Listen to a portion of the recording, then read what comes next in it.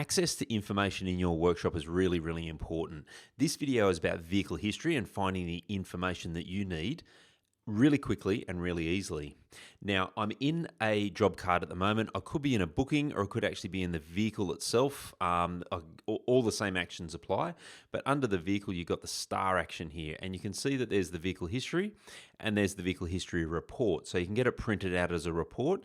I'm going to show you right now the actual vehicle history that you can see on screen. So if we click on vehicle history, what this does is it shows you the invoices that are available or that have been done for this particular vehicle.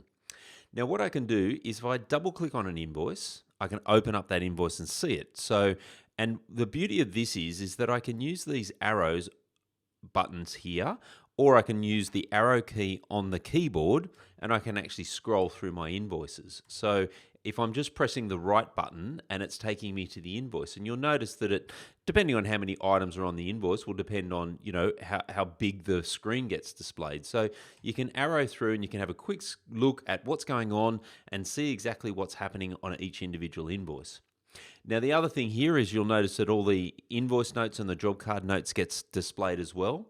And the other thing you can do is you can click on an item, for example, this one or, the oil filter, and you can see the notes that are here. So it shows you all of those particular details as well. So it's easy to scroll backwards and forwards between your most recent invoices.